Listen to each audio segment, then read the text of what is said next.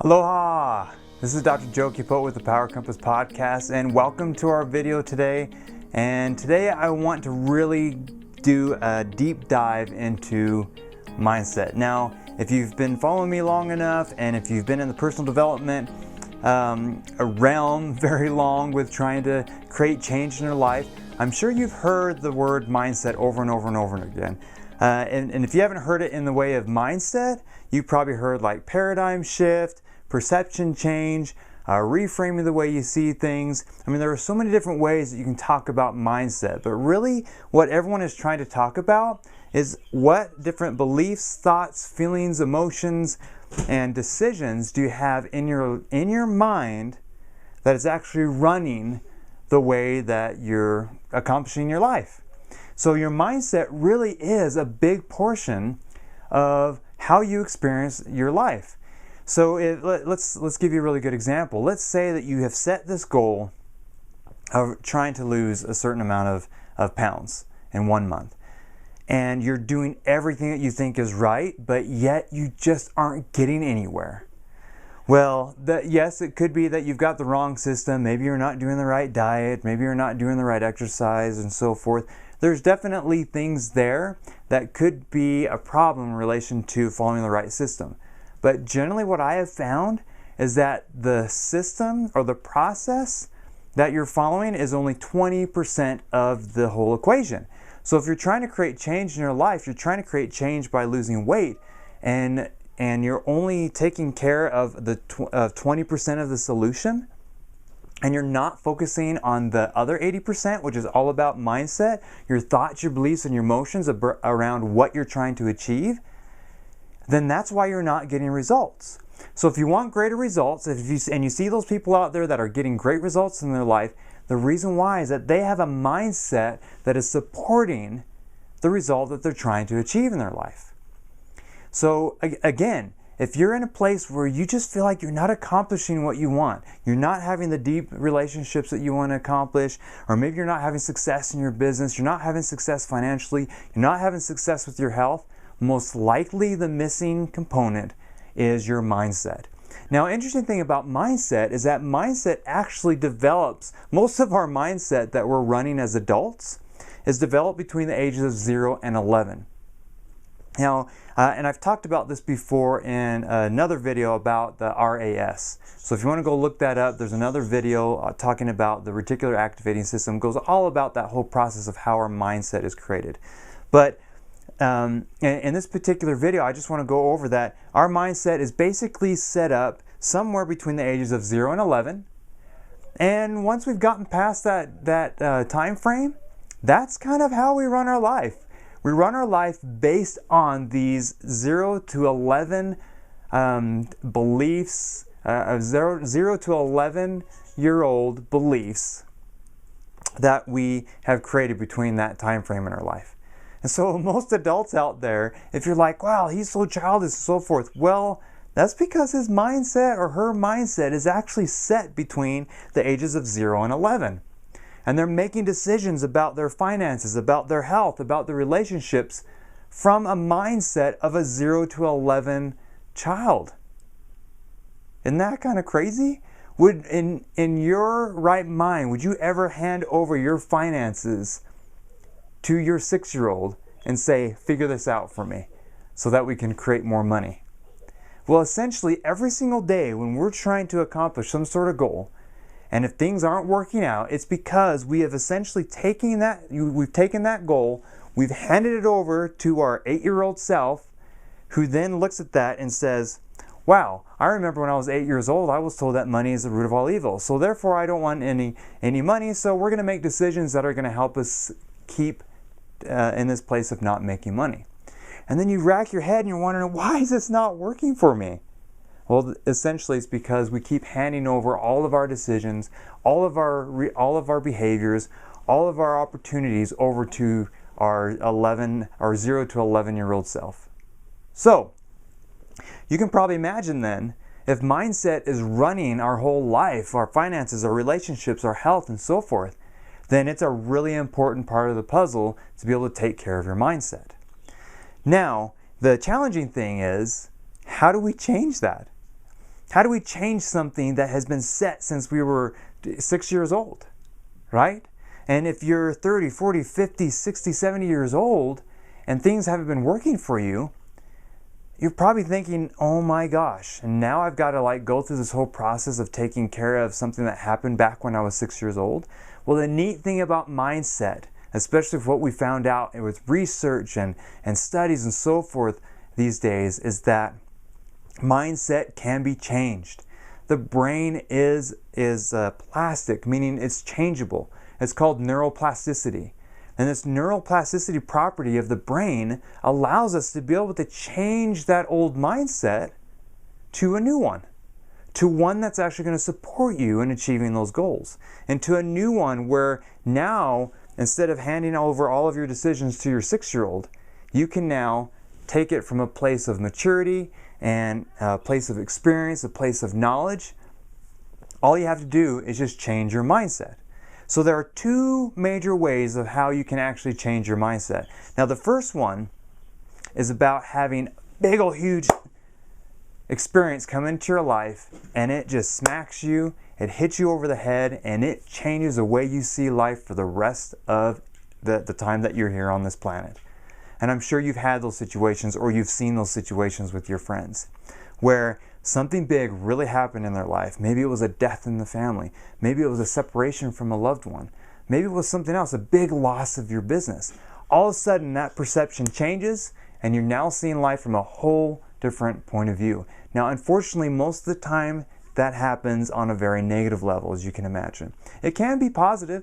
You can have these big situations that come into your life that are very positive, that then switch things around for the positive. Now, unfortunately, these big situations that happen in life, you really can't manufacture those on your own. You can't just go in and create this big, huge situation that's going to help you change and shift your mindset. It's very unpredictable. But there is a predictable way where you can actually create change for your mindset. And it has to do with one word, which is repetition. Repetition is another way that we can actually come in and change that mindset from however long ago it was created. So if you have a mindset that money is the root of all evil, you can change it through repetition. If you have a mindset that it's hard to be able to lose weight and it takes tons of hours and starving yourself and so forth to be able to even lose 1/2 of a pound, repetition will help you change that to a mindset that is actually more in alignment with you being able to achieve the goal that you're trying to create. All right? So let's talk about repetition. Now, interesting thing in our world today is that a lot of us think that just repeating something over and over and over again is actually learning and changing. When you've probably experienced it maybe in your own life, or you've seen some friends who they've repeatedly gone to the same exact place to help them change their diet, or they've repeatedly gone to particular seminars to be able to change the way they see money, or they've gone through these things over and over and over again, and you've noticed that at the end there's really no change other than maybe they're more frustrated now because things aren't changing in their life, right? So repetition simply, it's not just a matter of doing something over and over and over again that makes things work for you. It's doing it in the right order. And one of the most important things with repetition is that you need to be able to create kind of a uncomfortableness in your mind and your body, because your mind and your body actually have these filtering systems set up to keep you from changing your mindset. Especially if your mindset has gotten you to this point in life where you've actually survived, then your mind thinks, hey, that's great, we've survived so far, so there's really no need to change our mindset. There's no need to change the way that we see the world because we're survived and that's all we worry about. The brain and the mind is only worried about survival. So when you start trying to repeat something like maybe affirmations, you've repeated, I am healthy, I'm healthy, I'm healthy over and over again, but it doesn't seem to make changes for you, that's mainly because you're not doing it in a way that the mind is convinced that, oh yeah, we should change the way that we see that particular belief. Let's go over here now. No, you need to do something that's going to make the body want to create change. So one thing is you need to kind of create a sense of uncomfortableness, and we're going to talk about that here in just a second. Another way is bringing emotion into it. Now, if you don't bring emotion into a particular process of repetition, that doesn't get down into the subconscious mind. It doesn't cause the mind and the body to say, hey, it's time to change. If there's no emotion behind it, then the brain and the mind see no reason why they should even take that in consideration as something that's important. But when you bring emotion into it, emotion is actually one of the languages of the mind. So when you start bringing emotion into a particular goal or process that you're going to go through, and you repeat that over and over, then you're going to start getting past some of those filtering systems, and you're going to be able to start seeing some change. So again, we need to create a level of uncomfortableness. So we want to be uncomfortable a little bit. And then we also want to get emotion into it. So those are two important things when it comes to repeating a process. So I'm going to give you a very simple process today that's going to allow you to create that level of uncomfort, and also to help you be able to get the emotion involved into it. All right? So let's jump into this process. Now this process, I'm going to tell you right now, does not take very long. It's so simple that some people will not do it. Let me say that one more time. It is so simple that a lot of people will not do it, merely because either it seems too simple or it's so simple not to do it, right? There's a lot of things in our life where if we would just do them, that then you would get results, and I'm sure you know what I'm talking about, but they're so simple you don't do them, right? So this is the process. So what you're going to do, you're going to get a sheet of paper, and on that sheet of paper, at the top of the sheet of paper, so let's just get like a sheet of paper. On the top of the sheet of paper, you're going to actually write down your goal. So let's say at the top of the sheet of paper, your goal is that, well, let's just use weight as an example because that's a very popular one, especially with the holidays coming around. So let's say your goal is that you want to let go of 10 pounds. All right? So let's say you want to let go of 10 pounds. So you're going to put that at the top of your sheet of paper, all right? And you're going to do that with your dominant hand. Very important. Now, once you've done that, below that piece of paper, you're now going to take your non-dominant hand, for me that's my left hand, and you're going to write down your goal 10 times, right? Now, as you can imagine, that's going to be a little uncomfortable for you. Some of you probably have never written with your non-dominant hand before, so this is going to be really uncomfortable for you. So then below your goal, you're going to write down the exact same goal 10 times with your non-dominant hand. So you want to let go, and you're going to see how uncomfortable I am here in a second with my non-dominant hand. So let go of 10 pounds. All right? And then you're going to do that 10 times. So you're going to write down your goal with your non-dominant hand. I guess I can write with my dominant hand. You're actually going to do 10 times of your goal with your non-dominant hand. Non-dominant hand. Now, what this does, again, that's going to bring that whole idea of creating some uncomfortable feelings. You might even feel a little stressed. You might feel kind of awkward. And that's good. We want that to happen because what that does is that's going to challenge your brain a little bit. So when it's uncomfortable, that's going to challenge your brain just a little bit to kind of wake up and pay attention to what you're doing. Okay?